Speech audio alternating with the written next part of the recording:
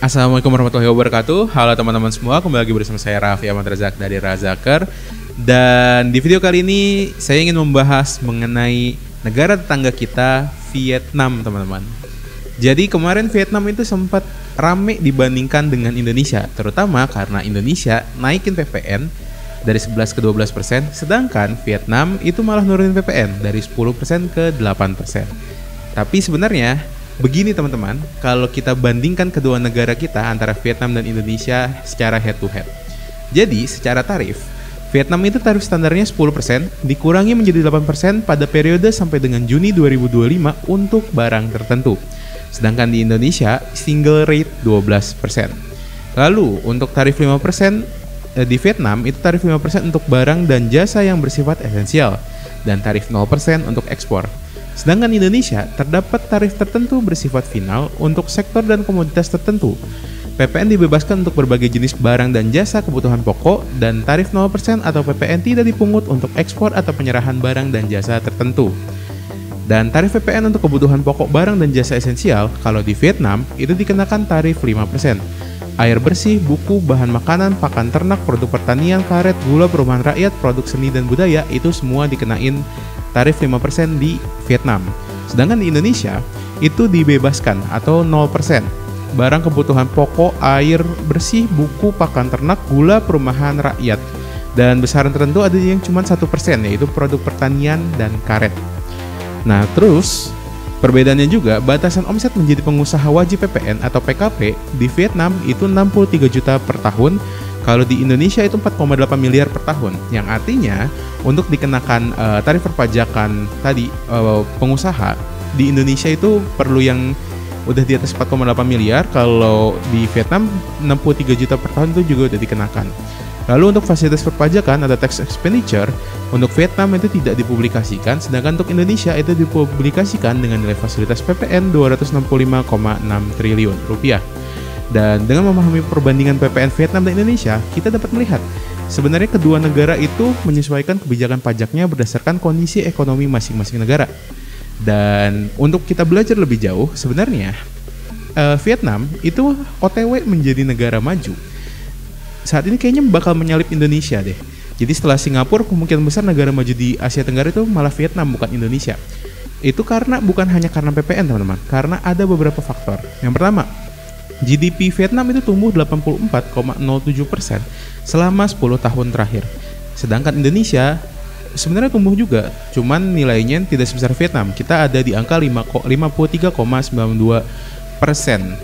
Nah, kenapa bisa kayak gitu? Pertumbuhan ekonomi Vietnam itu juga mampu menarik minat perusahaan kelas dunia ya, kayak Apple, terus Nvidia itu. Jadi kayak kalau Apple tuh dia nanam sekitar 256 triliun rupiah di Vietnam. Investasi Samsung di Vietnam itu mencapai 359 triliun rupiah di Vietnam sekali lagi. Terus Nvidia itu merencanakan pembangunan pusat penelitian dan pengembangan AI dari Nvidia di Vietnam. Dan kenapa Vietnam ini bisa dipercaya sedemikian rupa? Karena mereka mempunyai strategi yang dinamakan reformasi ekonomi Doi Moi. Jadi reformasi ini dimulai pada tahun 1986 dan dengan mengubah struktur ekonomi dari sistem terpusat ke pasar bebas. Vietnam memiliki kemampuan menyesuaikan kebijakan untuk menciptakan lingkungan stabil bagi investor. Swasta memiliki peran dalam menentukan alokasi sumber daya dan petani diberikan hak menjual hasil panen ke pasar bebas dibandingkan menjual kepada negara. Lalu, Vietnam juga membuat kebijakan yang pro-bisnis. Salah satu kebijakan yang menarik investor yaitu kebijakan insentif pajak secara jor-joran. Misalnya pembebasan pajak selama 4 tahun, insentif 50% pajak terutang selama 9 tahun ke depan. Selain itu, Vietnam juga berhasil melakukan penyederhanaan birokrasi. Contohnya waktu pendaftaran usaha dari 34 hari di tahun 2008 menjadi 16 hari di tahun 2023. Lalu pembangunan infrastruktur dan zona ekonomi khusus. Untuk mendukung industri di Vietnam, pemerintah di sana itu membangun infrastruktur logistik yang terukur. Misalnya pembangunan jalan tol Hanoi-Ha Phong sepanjang 105 km yang berhasil meningkatkan arus logistik hingga 30%. Vietnam juga membangun zona ekonomi khusus yang lengkap dan modern seperti Vietnam Singapore Industrial Park, dan kawasan itu berhasil menarik lebih dari 800 perusahaan yang dengan total investasinya mencapai 14 miliar US dollar. Dan ini Vietnam juga itu melakukan investasi serius pada pendidikan.